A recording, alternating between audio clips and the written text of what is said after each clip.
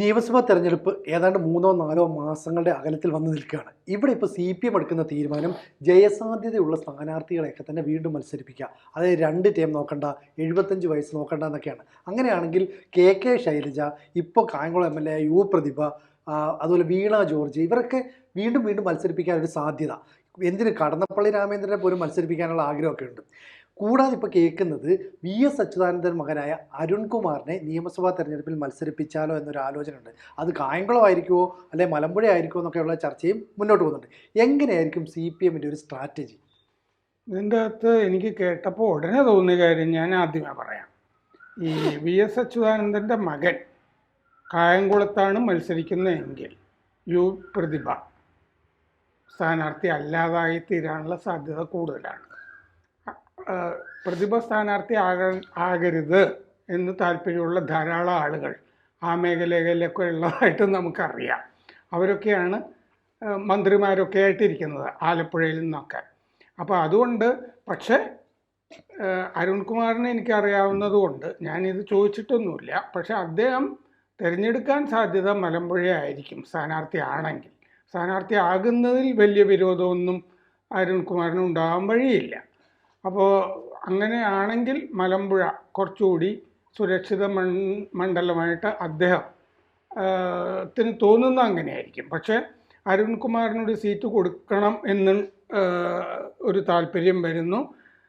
പക്ഷേ കൊടുക്കുന്നതിൽ താല്പര്യം പിണറായിക്കില്ല എങ്കിൽ കായംകുളത്തോ മറ്റോ നിർത്തി തോൽപ്പിക്കാനും മതി. കാരണം അങ്ങനത്തെ ഒരു സീറ്റാണല്ലോ കൊടുക്കേണ്ടത്. മലമ്പുഴ വേണ്ടിട്ട് അവിടെ പ്രഭാകരനും ഒക്കെ അങ്ങനത്തെ ആളുകളൊക്കെ ഉണ്ട്.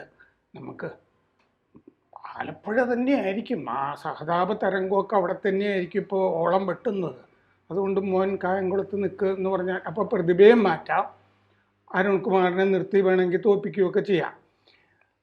ആ സാധ്യത നമുക്ക് തള്ളിക്കളയാൻ പറ്റില്ല. പിന്നെ തോൽവിയുടെ വക്കത്ത് നിൽക്കുന്നു CPM എന്ന് തോന്നുന്നത് കൊണ്ട് കെ ശൈലജയെ പോലുള്ള കെ ശൈലജയെ വടകരയിലൊന്നും നിർത്തി തോൽപ്പിച്ചതാണല്ലോ. അപ്പോൾ ശൈലജയെ ഒരു നിയമസഭ കണ്ണൂർ എവിടെയെങ്കിലും സുരക്ഷിതമായ ഒരു സ്ഥലത്ത് നിർത്താനൊക്കെയുള്ള സാധ്യത, അല്ലെങ്കിൽ ശൈലജയെ കണ്ണൂരിന് പുറത്തേക്കും വേണമെങ്കിൽ കൊണ്ടുപോകാവുന്നതാണ്. പക്ഷേ ശൈലജ കഴിഞ്ഞ തവണ എന്നെ ഫൈറ്റ് ചെയ്തിട്ടാണ് അവർ മറ്റേ EP ജയരാജന് വേണ്ടി വെച്ചിരുന്ന മണ്ഡലം ഞാൻ തന്നെ മത്സരിക്കുന്നൊക്കെ പറഞ്ഞ് ജില്ലാ സെക്രട്ടേറിയറ്റിലൊക്കെ ഫൈറ്റ് ചെയ്തിട്ട് വാങ്ങിച്ച ഒരാളാണ്. അപ്പോൾ അവരുടെ കാര്യം വരുമ്പോൾ അവർ ഫൈറ്റ് ചെയ്യാനും സാധ്യത തള്ളിക്കളയാൻ പറ്റില്ല.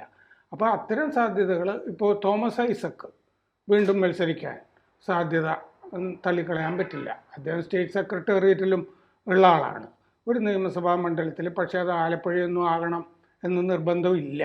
ആലപ്പുഴയിൽ ഒട്ടും സുരക്ഷിതമല്ലാത്ത സ്ഥലമാണ് ഐസക്കിന് ആലപ്പുഴ. അതുപോലെ പത്തനംതിട്ട തീരെ സുരക്ഷിതമല്ല എന്നുള്ളത് തുടക്കം തന്നെ കഴിഞ്ഞ തവണ വ്യക്തമായിരുന്നു. കാരണം ഈ പത്മകുമാറും മറ്റേ ഹർഷനും എല്ലാം കൂടി മര്യാദയ്ക്ക് പ്രവർത്തനമൊന്നും നടത്തിയില്ല എന്ന് അവിടെ ആരോപണം ഉണ്ടായിരുന്ന സ്ഥലമാണ്. പിന്നെ യുവാക്കൾ കൂടും എന്നുള്ളത് പറഞ്ഞിട്ടുണ്ട്, സ്ത്രീകൾ കൂടും എന്നൊക്കെ പറഞ്ഞിട്ടുണ്ട്. ഈ 75-ൻ്റെ അപ്പുറത്തേക്കുള്ള ഇളവ് ഉണ്ടാകുന്ന ഞാൻ പ്രതീക്ഷിക്കുന്നില്ല. ആ ഇളവ് കിട്ടുന്നത് പിണറായി വിജയന് മാത്രമായിരിക്കും. അതിൽ അദ്ദേഹം വിട്ടുകൊടുക്കുന്ന പ്രശ്നമേ ഉത്ഭവിക്കുന്നില്ല. ഈ തെരഞ്ഞെടുപ്പിലെ വ്യത്യസ്തമായിട്ടുള്ള രീതിയിൽ ചിന്തിക്കാനും തെരഞ്ഞെടുപ്പിനെ നേരിടാനും CPM നിർബന്ധിതമായിരിക്കുക. അത്തരത്തിലുള്ളൊരു പൊസിഷൻ എന്ന് പറഞ്ഞാൽ വളരെ എംപിരിക്കലായിട്ടുള്ള പൊസിഷനായിട്ട് എനിക്ക് തോന്നുകയാണ് ചെയ്യുന്നത്. കാരണം നിലവിലുള്ള ഒരു സാഹചര്യത്തിൽ ഇടതുപക്ഷ ജനാധിപത്യ മുന്നണി അധികാരത്തിൽ വരും എന്ന് കരുതുന്നത് യാഥാർത്ഥ്യത്തിന് നിരക്കാത്തതായിട്ടുള്ള ചിന്തയാണ്. അപ്പോൾ തോൽവി മണക്കുന്നുണ്ട്. പക്ഷേ വേണമെങ്കിൽ പലതരം സ്റ്റാറ്റിസ്റ്റിക്സ് പരിശോധിക്കുന്ന സമയത്തും അപ്പുറത്ത് കോൺഗ്രസ് ആണ്, അതിൻ്റെ സ്വഭാവം വെച്ച് പരിശോധിക്കുന്ന സമയത്തും വളരെ കൃത്യമായ ചില കരുനീക്കങ്ങൾ നടത്തിയാൽ മത്സരം എന്ന് പറയുന്നത് ഉഷാറാക്കാം. എന്ന് വെച്ചാൽ ഒപ്പത്തിനൊപ്പം വേണമെങ്കിൽ എത്തിക്കാൻ പറ്റും. അപ്പോൾ എനിക്ക് തോന്നുന്നത് ഈ CPMൻ്റെ ഇതിനകത്തുള്ള ചിന്തയിൽ പ്രധാനപ്പെട്ട ഒരു അജണ്ട എന്ന് പറയുന്നത് ഇതിങ്ങനെ ആക്കുക എന്നുള്ളതാണ്. അങ്ങനെ ആക്കുന്നതിന് പ്രധാനപ്പെട്ട ഘടകങ്ങൾ തീർച്ചയായിട്ടും ഇങ്ങനെ മാറ്റി നിർത്തപ്പെട്ട തോമസ് ഐസക്കിനെ തിരിച്ചുകൊണ്ടുവരും. അതൊരു ചർച്ചയാണ്. എന്തുകൊണ്ട്? കാരണം അതിൻ്റെ ഒരു സംഭാഷണത്തിൻ്റെ ഒരു വഴി തുറക്കാം. വി എസ് അച്യുതാനന്ദൻ്റെ മകനെ തിരഞ്ഞെടുപ്പിൽ മത്സരിപ്പിക്കുന്നതിനെക്കുറിച്ച് ആലോചിക്കുമ്പോൾ അതും മറ്റൊരു ചർച്ചയുടെ വാതിൽ തുറക്കും. അങ്ങനെ വരുന്ന സമയത്ത് ഈ തിരഞ്ഞെടുപ്പ് കാലഘട്ടം എന്ന് പറയുന്നത് പുതിയ പല വിഷയങ്ങൾ കൊണ്ട് നിറക്കാനായിട്ട് കഴിയും. ഇങ്ങനത്തെയുള്ളൊരു സ്ട്രാറ്റജി സി പി എമ്മിനകത്തുണ്ടാകാൻ സാധ്യത കൂടുതലാണ്. കാരണം ഒന്ന്, ശബരിമല വിഷയം എന്ന് പറയുന്നത് അതിഭീകരമായിട്ടുള്ള രീതിയിൽ സി പി എമ്മിനെതിരെ ഇങ്ങനെ നിൽക്കുകയാണ് ചെയ്യുന്നത്. അപ്പോൾ അതിൽ മാത്രം കേന്ദ്രീകരിച്ച് അതിന് മറുപടി പറയുന്ന തരത്തിൽ അവർ അതിൻ്റെ ഒരു പ്രതിരോധ തലത്തിൽ നിന്നുകൊണ്ട് തിരഞ്ഞെടുപ്പിനെ നേരിടുക എന്ന് പറയുന്നത് ബുദ്ധിപരമായ സമീപനമാണ്.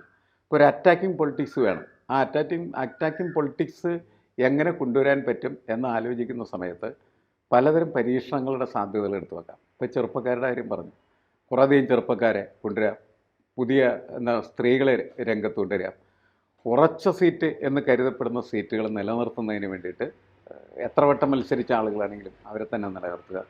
ഇങ്ങനെ ഒക്കെ ഉള്ള ഒരുപാട് പുതിയ സാധ്യതകൾ ഈ തെരഞ്ഞെടുപ്പിൻ്റെ ഭൂമുഖത്ത് സി പി എമ്മിനെ കാത്തിരിക്കുന്നുണ്ട്. അല്ലാണ്ട് സി പി എമ്മിന് പഴയതുപോലെ ഈ തെരഞ്ഞെടുപ്പിനെ നേരിടാൻ പറ്റില്ല. ഈ തെരഞ്ഞെടുപ്പിനെ നേരിടണമെങ്കിൽ പുതിയ ചില സംവിധാനങ്ങൾ ഉണ്ടാക്കിയേ പറ്റൂ. അങ്ങനെ മാത്രമാണ് ഈ തെരഞ്ഞെടുപ്പിലേക്ക് തിരിച്ചു വരാൻ പറ്റും. തെരഞ്ഞെടുപ്പിലേക്ക് തിരിച്ചു അല്ലെങ്കിൽ തിരിച്ചാൽ ഈ തദ്ദേശ സ്വയംഭരണ സ്ഥാപനങ്ങളിലെ തെരഞ്ഞെടുപ്പിൻ്റെ റിസൾട്ട് വെച്ച് സി പി എം എന്തായാലും സുല്ല് പറഞ്ഞിരിക്കുന്നു എന്നുള്ളതാണ് പ്രശ്നം. അത് മാറ്റണം.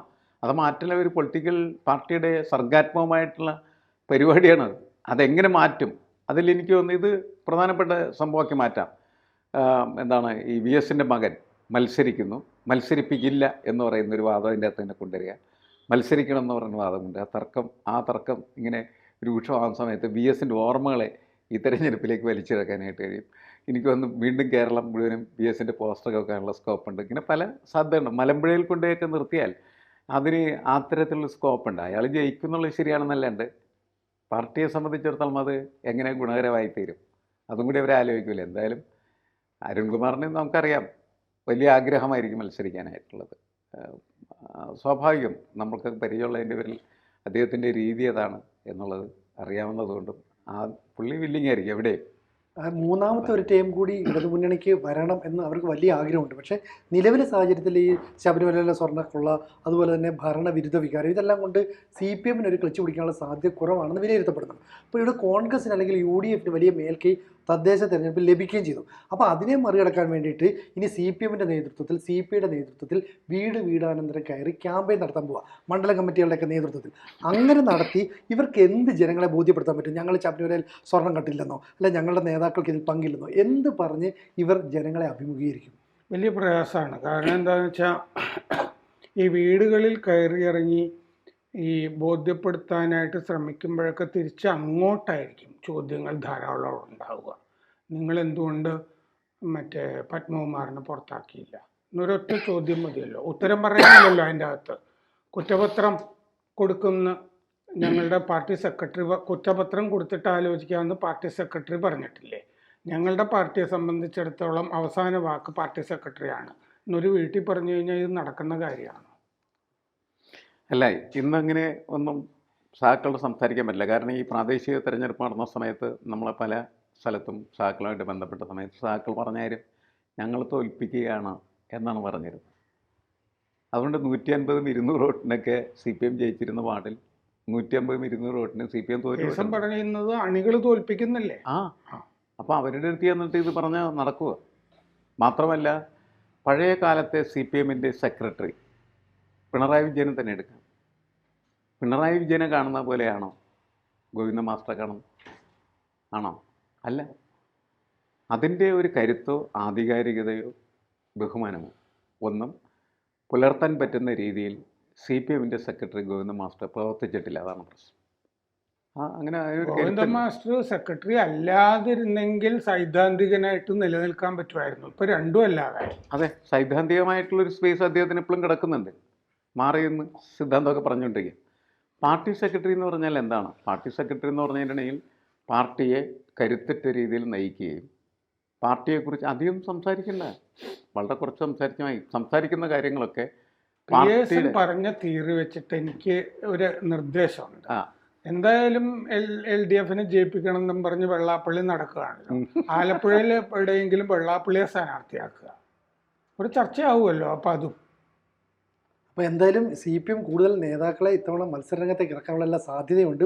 ഇവിടെ നേരത്തെ സാർ പറഞ്ഞ പോലെ ഈ പ്രതിഭയുടെ കാര്യം, അതുപോലെ തന്നെ KK ശൈലജയുടെ കാര്യം, ഇത് കൂടാതെ ഘടകകക്ഷിയുണ്ട്. ഇപ്പം ഈ പറയുന്ന AK ശശീന്ദ്രൻ്റെ മണ്ഡലം എന്ന് പറയുന്നത് എലത്തൂർ ഏറ്റെടുക്കണമെന്ന് എത്രയോ കാലമായി CPM-നുള്ള ആവശ്യം. കാരണം ശക്തമായി CPM-ന് വേരോട്ടുള്ള മണ്ഡലം. അതുപോലെ തന്നെയാണ് ഈ പറയുന്ന പിന്നെ കണ്ണൂരിലെ മണ്ഡലത്തിൽ നമ്മുടെ തുറമുഖ വകുപ്പ് മന്ത്രിയുടെ കടന്നപ്പള്ളി രാമേന്ദ്രൻ. പക്ഷേ അദ്ദേഹത്തിന് വ്യക്തിപരമായ ഒരുപാട് വോട്ടുകൾ ലഭ്യമാകാനുള്ള സാധ്യത ശശീന്ദ്രൻ്റെ വിലയല്ലേ.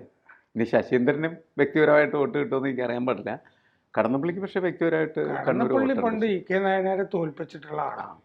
അല്ല, അതാണ് കടന്നപ്പള്ളിയുടെ ഒരു ഗ്രാഫ് അങ്ങനെയാണ്. നമ്മളത് അങ്ങനെ തന്നെ കാണാൻ ചെയ്യണം.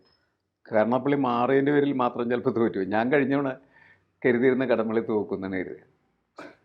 അങ്ങനെ കരുത്. കാരണം അങ്ങനെയാണ് നമ്മൾ അതിൻ്റെ ഒരു അനാലിസിസ് ഒക്കെ നടത്തിയിരുന്നത്. പക്ഷേ പിന്നീടാണ് എനിക്ക് മനസ്സിലായത് വ്യക്തിപരമായിട്ട് ഇപ്പോഴും കടന്നപ്പള്ളി രാമേന്ദ്രൻ വോട്ടുകൾ ശേഖരിക്കുന്നുണ്ട്. അതിനുള്ള കഴിവ് അദ്ദേഹത്തിന് ഇപ്പോഴും നഷ്ടപ്പെട്ടിട്ടില്ല എന്നുള്ളതാണ്. എന്തായാലും CPM-ന്റെ അജണ്ട എന്താണെന്നൊക്കെയുള്ളത് നമുക്ക് കാത്തിരുന്ന് കാണാം. കൂടുതൽ വാർത്തകളും വിശേഷങ്ങളും നിങ്ങളിലേക്ക് എത്താൻ ABC മലയാളം സബ്സ്ക്രൈബ് ചെയ്യുക, ബെൽ ബട്ടണും അമർത്തുക.